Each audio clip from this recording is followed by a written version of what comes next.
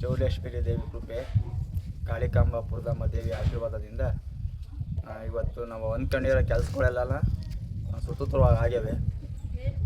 ನಾವು ದೇವ್ರು ಕರ್ಕೊಂಡೋಗಿ ತಾಯಿ ಕಾರ್ಯ ಮಾಡಬೇಕಾದ್ರೆ ಒಂದು ಪಾಯಿಂಟ್ ಮಾಡಿಸಿದ್ವಿ.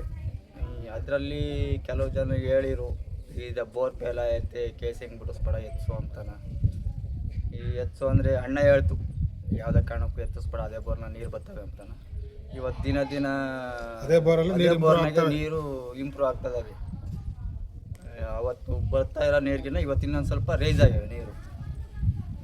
ಈಗ ಸುಮಾರು ಒಂದು 6 ವರ್ಷದ ದಿನದಿಂದ ಯಾವುದೋ ಒಂದು ಕೆಲಸ ಆಗಬೇಕಾಯ್ತು, ಅದಾಗಿರಲಿಲ್ಲ.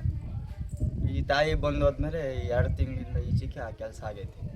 ಇವಾಗ ತಾಯಿ ಬಂದು ಹೋದ್ಮೇಲೆ ನಮ್ಮ ಮನೆಗೆಲ್ಲರೂ ಚೆನ್ನಾಗಿದ್ದೀವಿ, ಒಳ್ಳೆಯದು ಆಗೈತೆ ನಮಗೆ. ಬೋರಲ್ಲಿ ಈಗ ನೀರು ಈ ಬಿಸಿಲಿನ ತಾಪಕ್ಕೆ ಎಲ್ಲರೂ ಸುಮಾರು ಜನ ಎಲ್ಲ ಬೋರ್ಗಳಿಗೆ ನೀರು ಕಮ್ಮಿ ಐತೆ. ಆದರೆ ನಿಮ್ಮ ಬೋರ್ಗಳಲ್ಲಿ ಈ ತಾಯಿ ಬಂದು ನಿಮ್ಮ ಭೂಮಿ ಸ್ಪರ್ಶ ಮಾಡಿದ ನಂತರ ಈ ತಾಯಿ ಬಂದು ಹೋದ್ಮೇಲೆ ಒಟ್ಟಿನಲ್ಲಿ ನಿಮ್ಮ ಬೋರಲ್ಲಿ ನೀರು ಹೆಚ್ಚಿಗೆ ಆಗಿದೆ ಅಂತ ಹೇಳ್ತಾ ಇದ್ದಾರೆ.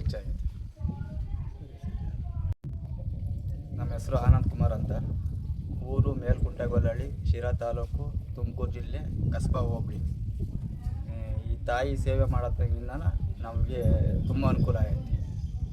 ಇದನ್ನು ನಮಗೂ ಒಳ್ಳೇದಾಗಬೇಕೊಂಬಂದಿದ್ರೆ ಹೆಸ್ರಂಗನಹಳ್ಳಿ ಅಂತಾನೆ ಪೂಜಾರಪ್ಪರ ಹೆಸರು ಭೀಮರಾಜು, ಅವ್ರು ಬಂದು ಕಾಂಟ್ಯಾಕ್ಟ್ ಮಾಡಿದರೆ ನಿಮಗೆ ಮನೆಗೆ ಒಳ್ಳೇದಾಗೈತಿ, ಸಮಸ್ಯೆಗಳು ಪರಿಹಾರ ಆಗ್ತವೆ.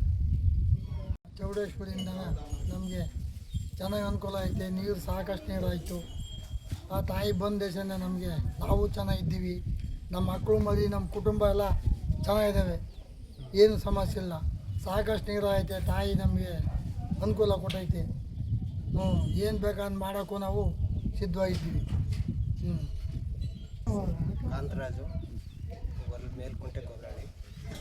ನಾವು ತಾಯಿ ಬಂದಮೇಲೆ ನಮ್ಮ ಮನೆ ಕಡೆ ಭಾಳ ಪ್ರತಿಯೊಂದು ಬೆಳೆ ಹೋಗ್ತಾಯಿದ್ವಿ.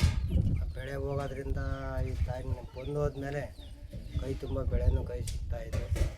ಆ ತಾಯಿನೇ ಪಾಯಿಂಟ್ ಮಾಡ್ತೀವಿ, ಕೈ ತುಂಬ ನೀರೂ ಆದ್ವಿ, ಚೆನ್ನಾಗಿದ್ದೀವಿ. ಅವತ್ತಿಂದ ಇಲ್ಲಿವರೆಗೂ ಒಂದು ಪಾಯಿಂಟ್ ನೀರೂ ಕಮ್ಮಿ ಆಗಿಲ್ಲ, ಒಳ್ಳೆ ನೀರು ಸತತವಾಗಿ 4 ಬೆಳೆನೂ ಪಾಸ್ ಆಗ್ಯಾವೆ. ನೀರೂ ಒಳ್ಳೆ ನೀರಾಗೈತೆ, ಒಳ್ಳೆ ಇಳುವರಿ ಬಂದೈತೆ ಅಂತ ಹೇಳ್ತಾರೆ. ಒಳ್ಳೆ ಇಳುವರಿನೂ ಬಂದೈತೆ. ಎಂದು ನನ್ನ ರೇಟಿಗೆ ಗೂಡೂ ಆಗಿರಲಿಲ್ಲ, ಒಳ್ಳೆ ರೇಟಿಗೆ ಗೂಡೂ ಆಗೈತೆ.